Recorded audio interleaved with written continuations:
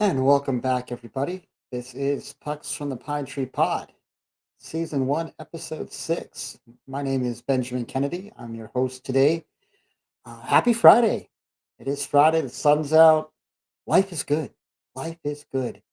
We are on the eve of the Stanley Cup final starting tomorrow night down in Sunrise, Florida.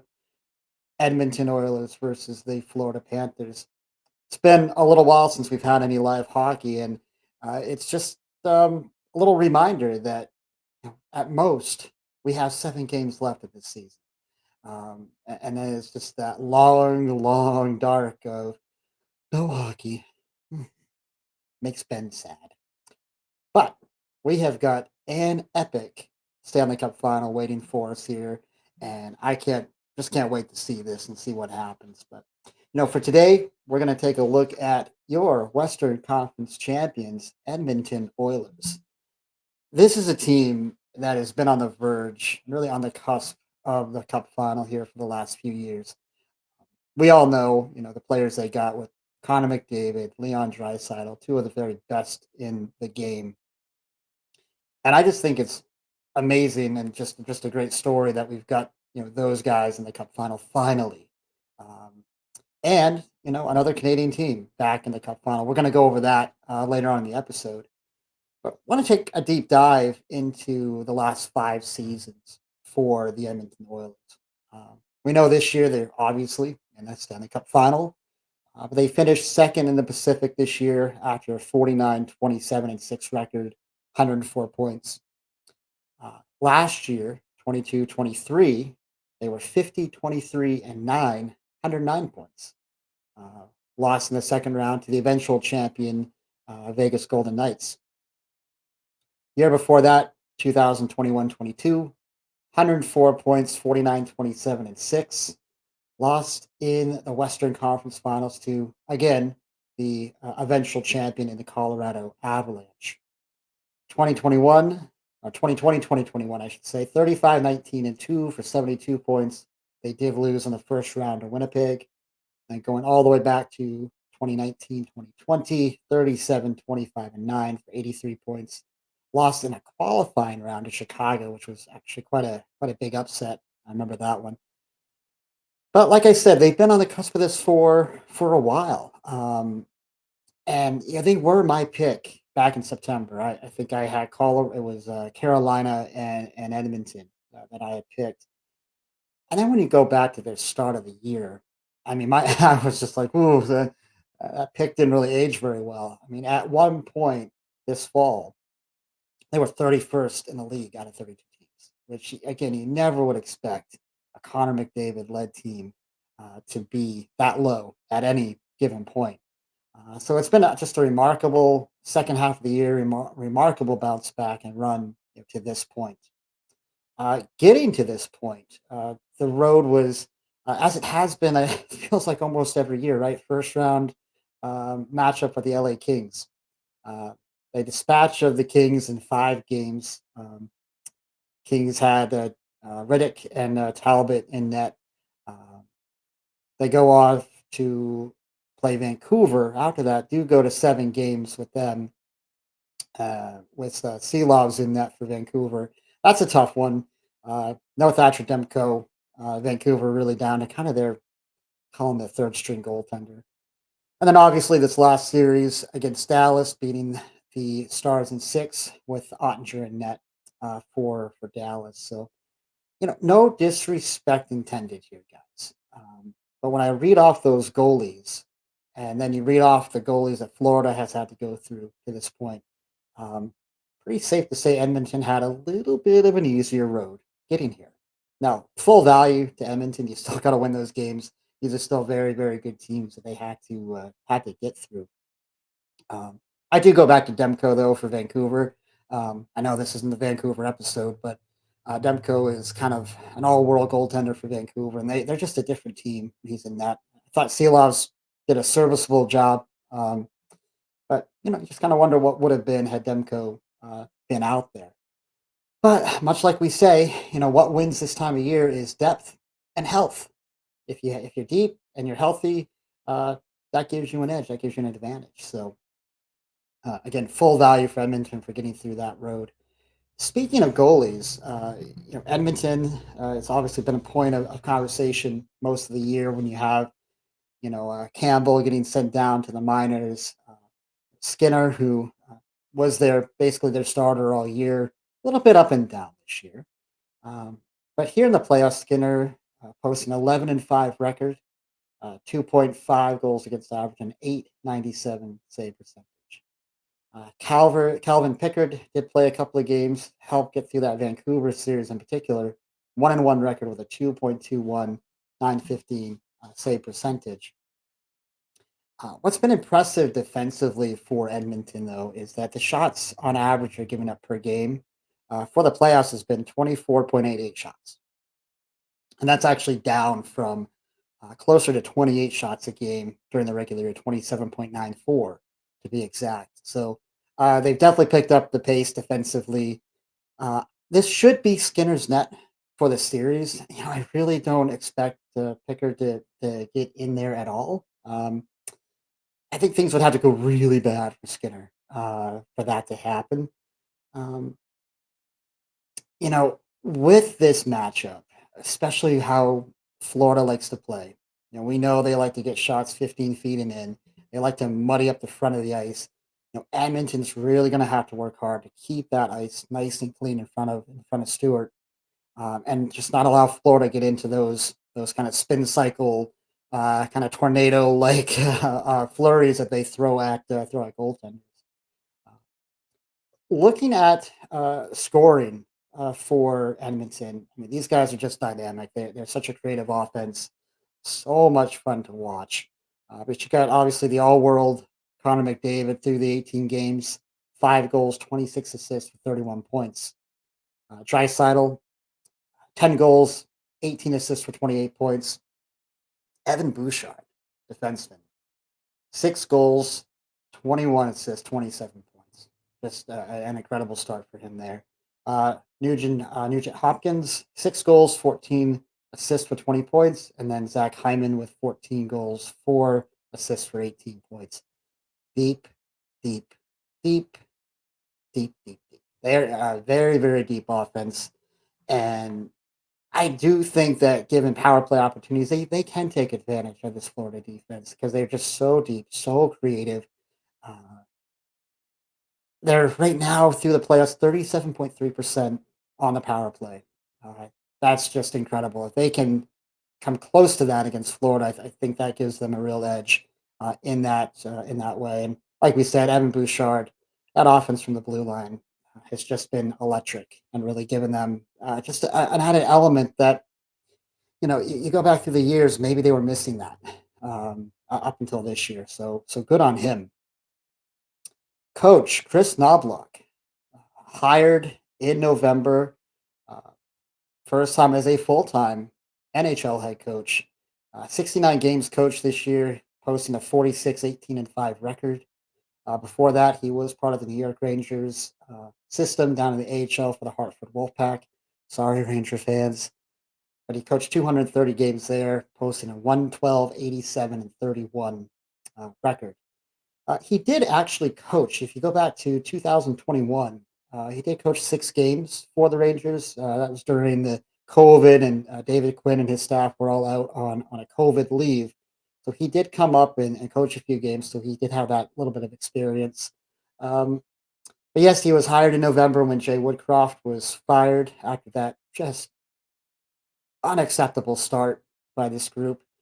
I've always kind of like Woodcroft, younger coach. He'll get another opportunity at some point in this league, um, but definitely saw a change and saw that bump that most teams do get when they hire a coach, and that bump definitely continued on. It wasn't just a coaching bump; it was a just overall a great change for the team. Now, the connection here, and this did raise some eyebrows and some questions when Knobloch came in. Having this kind of team, veteran-led team, and a coach having really never, outside of those 6 games, and never really coached in the NHL. But he did coach Connor McDavid back in the OHL with the Erie Otters all those years ago. So there was definitely a connection there with those two. And those are some of the questions that were kind of raised, like who's making the decisions here? Is this the league or the team allowing McDavid to pick his coach, or was there real merit for Knobloch coming in? I think those questions have kind of been answered. Um, for a young coach, some of the adjustments he's had to make throughout the playoffs, and just taking this team from where they were, and going on that 16, what was it, 16 game winning streak at one point this season. That's really incredible. But maybe the best decision that Knobloch has made was hiring Paul Coffey to be his assistant. Now, correct me if I'm wrong. I don't believe Coffey had really done much coaching up until this point, at least at this level. Obviously, Hall of Fame, just amazing defenseman in his day. But he made some really amazing impacts on this defensive unit. We go back to Bouchard, and you see his effectiveness from an offensive perspective. There's just a lot of people raving. A lot of people who are closer to the team and cover this team have been saying it all season. Just the impact that Paul Coffey has made. You go to Evan Bouchard though, posting an 18 goals, 64 assists, 82-point season, and a plus 34. I know the plus minus stat is kind of a dated one, but it's a significant number there. But before this year, Bouchard had never had more than 43 points in a season. Now, just people, if they just look at the numbers, they say, okay, well, yeah, he put up 82 points, but man, he's playing with McDavid and he played with Draisaitl and Hyman and Nugent Hopkins and Evander Kane and right, much like he has his entire career. So he's been in Edmonton, I think, for 5 seasons. So this is clearly the best season he's put up. There's no doubt that Coffey's had an impact. He has unlocked something there with Bouchard for that offensive potential. That I think truly has been a major difference in this group, going from losing in the second round, losing in the Western Final, to finally being able to get over that hump and have that extra depth, scoring wise. Not to be forgotten though, Matthias Ekholm also had a really good year, a little bit more of a veteran. Uh, Posted 11 goals, 34 assists, 45 points, with a plus 44 on the plus minus as well. Now he's had some years close to that in the past, 44 points in Nashville back in 2018, 2019. Um, but yeah, I think that Coffee, no question, has had an impact on this group. And for a young coach like Knobloch to bring in a well-respected, Hall of Fame guy like Coffee, I just think was a brilliant, brilliant move by him. Uh, Look at the PK. This is extremely impressive from a group that's typically known for their offense, with a goalie who kind of middle of the pack, and people kind of like to hate on Stuart Skinner a little bit. But so far through the playoffs, they're posting a 93.9 uh, kill. Let me repeat that: 93.9%. Yeah, that's good. Last time I checked, that was good. When you look at their regular season, they were posting to 79.5%. So massive improvement from postseason, or from regular season to postseason. Granted, smaller sample size, but still highly, highly effective. When you look at the teams they played, of course, LA, 22.6% in their power play during the regular season. That ranked them 12th in the league. Vancouver was 11th in the league at a 22.7%. And Dallas was sixth in the league at 24.2. So uh, didn't face, again, the same type of power plays that Florida did, when you look at what the Rangers and Tampa Bay were, but still, decent power plays here, and Edmonton just shut them out. Can they keep that up? When you see such a disparaging number from 79.5 to 93.3, do they have potential to fall back to their mean, back to their average? We'll see. It's going to be really interesting. Florida's power play so far through the playoffs, 23.3. So, pretty decent. And we just know how effective they can be. So that's going to be something to watch. Specialty teams versus 5-on-5 play. Uh, Listen, it always dictates, a lot. But I think in this case, seeing those numbers be so good for Edmonton, it's going to be really curious to see if those trends continue. Now, we haven't seen the Stanley Cup on Canadian soil since 1993. It's been a minute. Montreal Canadiens under Jacques Demers won that cup. There's been some close calls though since then. Um, but probably not as many as you would expect. 94, you had Vancouver losing to the Rangers in 7 games, 4-3. Uh, Got to go another 10 years to 2004 when Calgary loses to Tampa Bay 4-3. 2006, Edmonton versus Carolina loses 4 games to 3. Next year, 2007, Ottawa, uh, not really as close of a series, loses to Anaheim 4-1. Uh, 2011, my personal favorite, Vancouver losing to Boston 4-3. And of course, we know 2021 when Montreal and Tampa played. Montreal kind of that magical run, getting through a bunch of a bunch of much better teams than they were, and but they do lose to Tampa 4-1. You know, I would absolutely love to see the cut back in Canada this season. It's been that long of a time to see McDavid, to see Draisaitl be able to lift that cup over their shoulders, after just how epic they've been in their careers so far would be, I think, just an amazing sight. Um, I'm going to say that, and then because it is Friday, right, we have to make our official picks. Um, I am picking Florida though in this series. I think it's going to be a back and forth series. Um, I do think it goes 7 games. Uh, I do think, as we just talked about, I do think Edmonton has a clear edge in the specialty teams. Um, but the problem with that is that the later these series go, typically we see the referees just put the whistles in their pockets, which I kind of like. Let them play a little bit. Call the obvious stuff. Don't call the 50-50 stuff. But I think for Edmonton, you're hoping for more special teams play, just because of how you've done so far. Yeah, I do give Florida an edge 5-on-5. It's an ever so slight edge. This is not a knock on Edmonton at all. I do think Florida though is a little deeper, 1 through 4 in their lines. Um, but I won't be surprised if Edmonton, has a game or two where they put up a real crooked number. A 5-1, 6-1 type of game would not surprise me in the least. Um, get into some of those lower scoring games, 2-1, 1-0 games. I do like Florida in those. Bobrovsky, I think, has a slight edge over Skinner in the series. Just he's more of a veteran, been in this spot probably more often than Stuart Skinner. But the difference here, though, is that Florida's been able to keep the net in front of Bob really clean. They haven't given up many shots. They've really been able to neutralize teams like New York and Boston. The challenge for Florida is going to be this Oilers offense is, I think, deeper than anything they've seen so far. So it would not shock me at all if I'm wrong here. I mean, I'm picking Florida in 7. I feel like it's kind of a coin flip, and I do think it comes back to special teams.